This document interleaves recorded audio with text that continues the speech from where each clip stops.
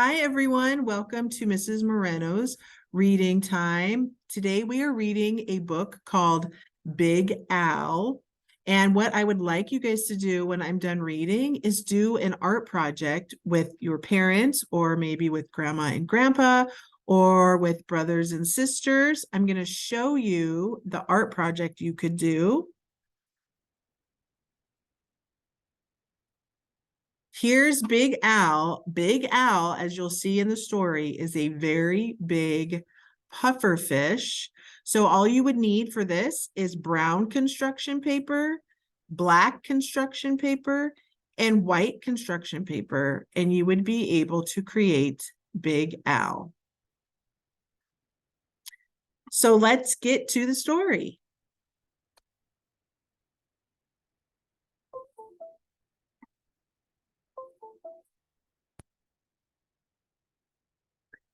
Big Al. Which one do you think is Big Al?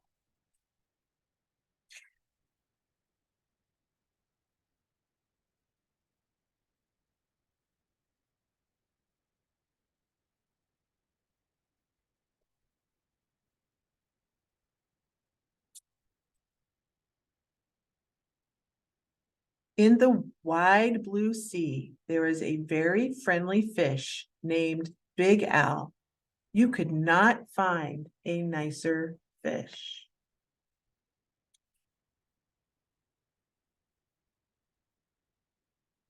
Big Al was also very, very scary. I don't know, does he look scary to you guys? He doesn't look very scary to me.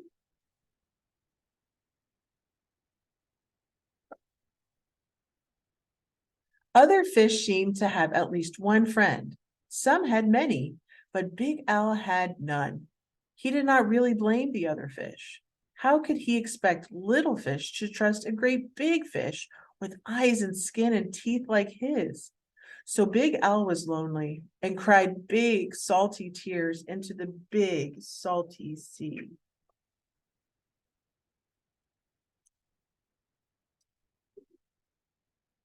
But Big Al really wanted friends, so he worked at it.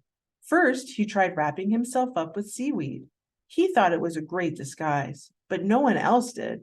Who wants to stop and talk to a floating plant that has big, sharp teeth?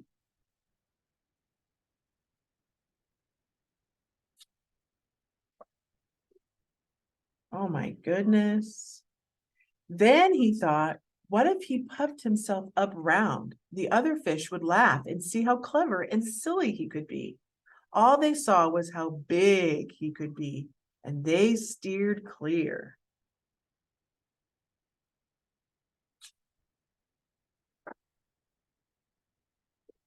Very early one morning, Big Al went down to the bottom and flopped and wiggled himself into the sand until he was almost covered up. He looked much smaller. When other fish came near, Big Al talked and joked with them and had a delightful time. But then one scratchy little grain of sand got stuck in his gills, and he and he and he and he sneezed. When the clouds of sand cleared away, all the other fish were gone.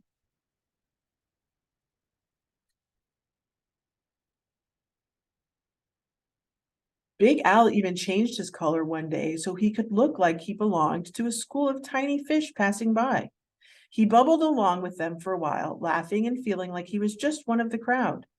But he was so big and clumsy that when all the tiny fish darted to the left and then quickly back to the right, Big Al just plowed straight ahead. He went bumping and thumping right into the little fish.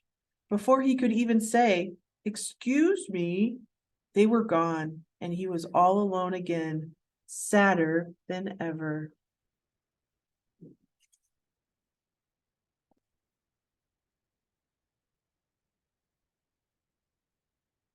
Just when Big Al was starting to be sure that he would never have a single friend, something happened.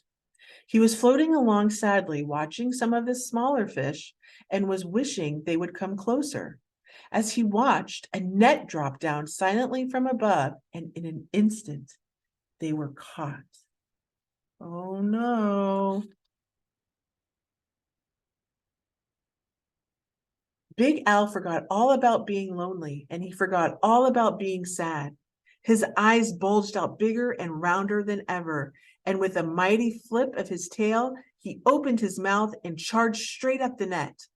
The net was strong, but Big Al was stronger. He ripped right through it, and all of the little fish rushed out through the hole. What's going to happen to Big Al?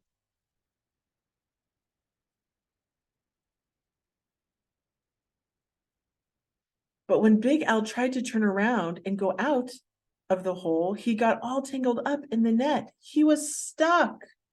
The net went higher and higher toward the bright surface of the sea, and the little fish watched Big Al as he disappeared above them. When the little fish were able to speak again, all they talked about was the huge, wonderful fish that had saved them. How great to be free, but what a shame that the big fellow had been captured.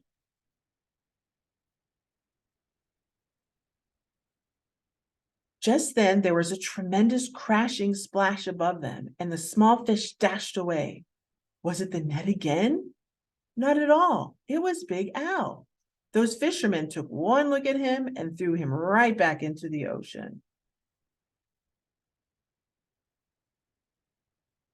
And now there is one huge, puffy, scary, fierce-looking fish in the sea who has more friends than anyone else.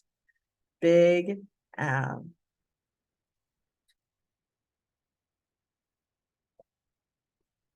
The end. Make sure to go make your own Big Al and have a great day, everybody.